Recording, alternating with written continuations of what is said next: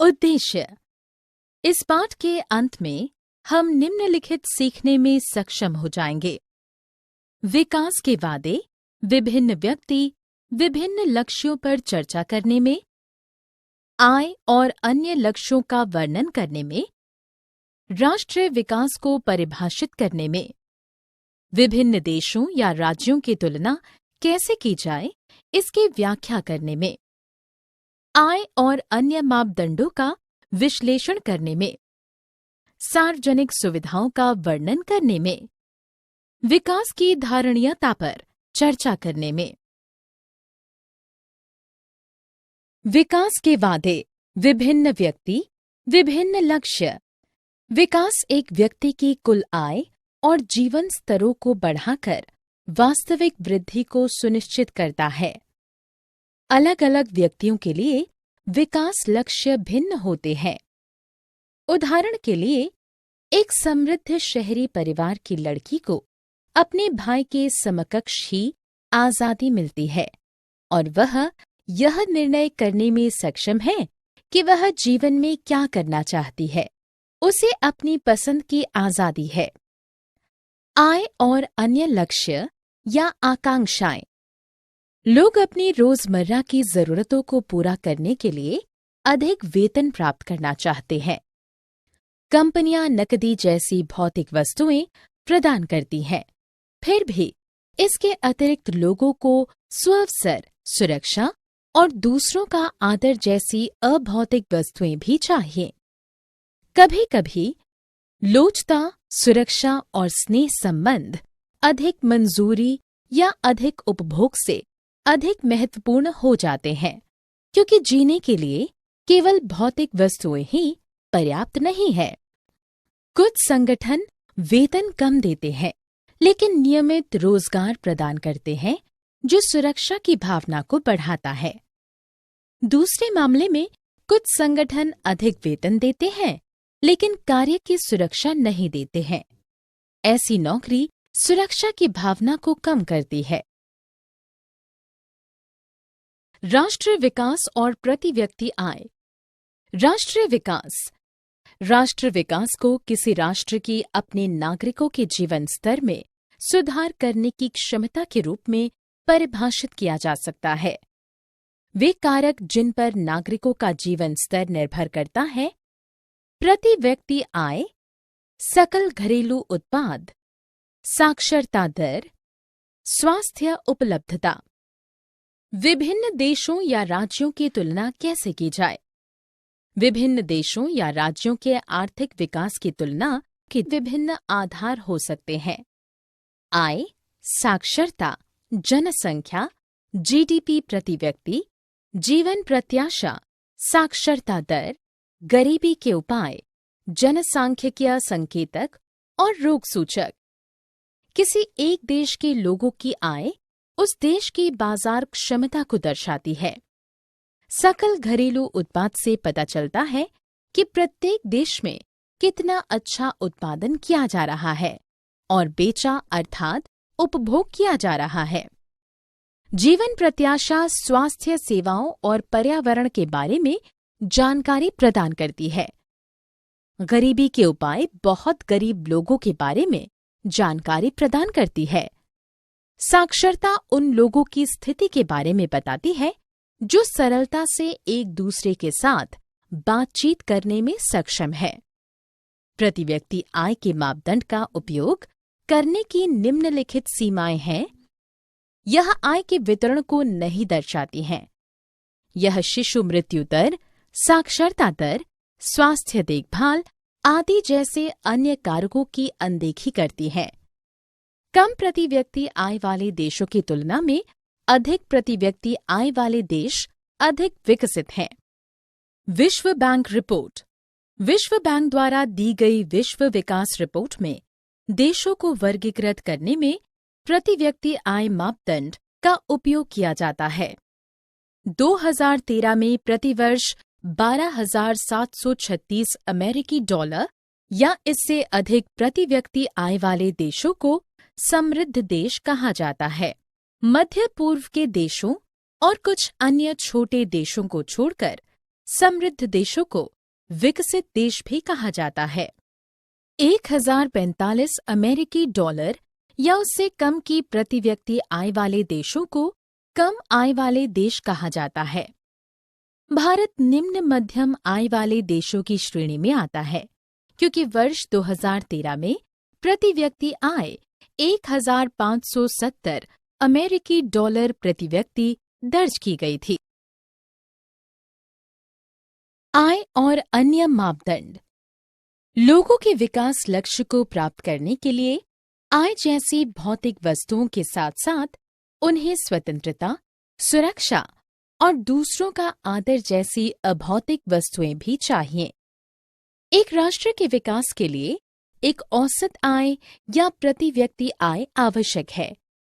चयनित राज्यों की प्रति व्यक्ति आय, जिसे एक व्यक्ति की आय के रूप में भी जाना जाता है, एक आर्थिक इकाई जैसे किसी देश या शहर के लोगों की औसत आय होती है। प्रति व्यक्ति आय को आमतौर पर औसत आय के रूप में उपयोग किया जाता है, जो कि किसी राष्ट्र की कुल जनसंख्या की संपत्ति का आकलन है, विशेषकर अन्य देशों की तुलना में। तालिका के अनुसार महाराष्ट्र की स्थिति 1,01,314 रुपये प्रति व्यक्ति आय के साथ सबसे ऊपर थी, जबकि बिहार की स्थिति 23,435 रुपये प्रति व्यक्ति आय के साथ सबसे नीचे थी। इसका अर्थ है कि महाराष्ट्र में एक व्यक्ति ने एक वर्ष में 1,01,314 रुपये कमाए, जबकि बिहार में एक व्यक्ति ने एक वर्ष में केवल 23,435 रुपये कमाए। इसलिए महाराष्ट्र 1,01,314 रुपये प्रति व्यक्ति आय के साथ बिहार से अधिक विकसित है। महाराष्ट्र, केरल और बिहार पर तुलनात्मक आंकड़े।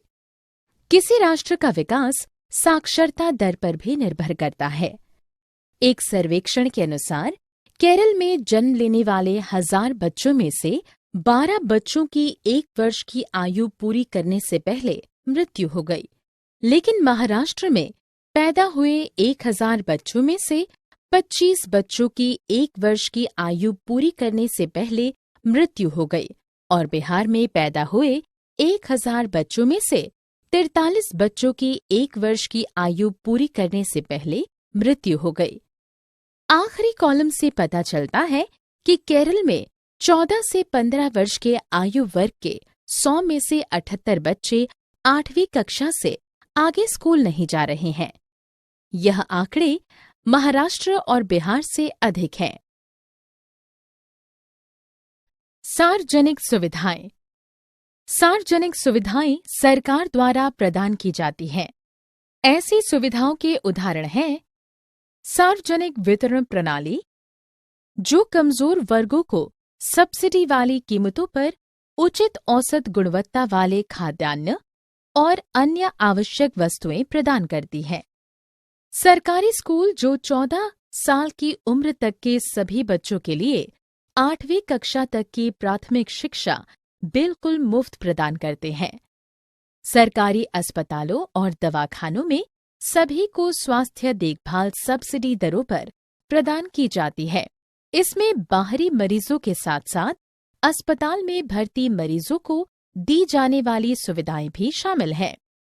पंजाब की प्रति व्यक्ति औसत आय केरल की तुलना में अधिक है, परंतु केरल में सार्वजनिक वितरण प्रणाली जैसी बेहतर सार्वजनिक सुविधाएं होने के कारण शिशु मृत्यु दर अपेक्षाकृत कम है, जो राज्य को स्वास्थ्य और पोषण संबंधी दर्जा प्रदान करते हैं। हमें सार्वजनिक सुविधाओं की आवश्यकता होती है, क्योंकि हम पैसे से सभी चीजें नहीं खरीद सकते। उदाहरण, प्रदूषण मुक्त पर्यावरण पैसे की मदद से नहीं खरीदा जा सकता। नेपाल की प्रति व्यक्ति आय भारत की प्रति व्यक्ति आय के आधे से भी कम है। फिर भी नेपाल जीवन प्रत्याशा और साक्षरता स्तरों में भारत से पीछे नहीं है। मानव विकास सूचकांक की गणना के लिए कई सुधारों का सुझाव दिया गया है और मानव विकास रिपोर्ट में कई नए घटक जोड़े गए हैं। विकास की धारणीयता। संधारणीय विकास को धारणीयता के साथ होने वाले विकास के रूप में परिभाषित किया गया है, जो भावी पीढ़ियों की उनकी जरूरतों को पूरा करने की क्षमता में समझौता किए बिना वर्तमान पीढ़ियों की जरूरतों को पूरा करता है।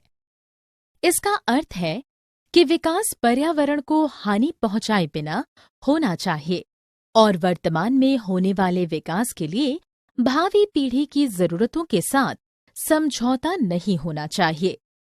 संधारणीय विकास के उद्देश्य। हमें संसाधनों के अंधाधुंध उपयोग से बचना चाहिए। हमें गैर नवीकरणीय संसाधनों का विकल्प ढूंढना चाहिए। ये महत्वपूर्ण है क्योंकि यह मानव उपयोग के लिए संसाधनों की निरंतर उपलब्धता पर एक नियंत्रण रखता है ताकि विकास का चक्र चलता रहे। यह खनिज तेल के निक्षेपों और भूमिगत जल का रिकॉर्ड रखता है जो तेजी से कम हो रहे हैं। संधारणीय विकास के लिए हमें गैर नवीकरणीय संसाधनों जैसे कार्बन आधारित मूल रूप से डिजाइन किए गए ईंधन का केवल उतनी ही मात्रा में उपयोग करना होगा जितनी की हमें आवश्यकता है।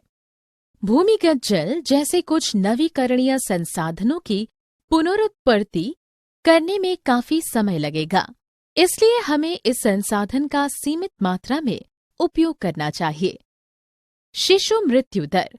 शिशु मृत्यु दर को किसी वर्ष में पैदा हुए 1000 जीवित बच्चों में से 1 वर्ष की आयु से पहले मर जाने वाले बच्चों के अनुपात के रूप में परिभाषित किया गया है।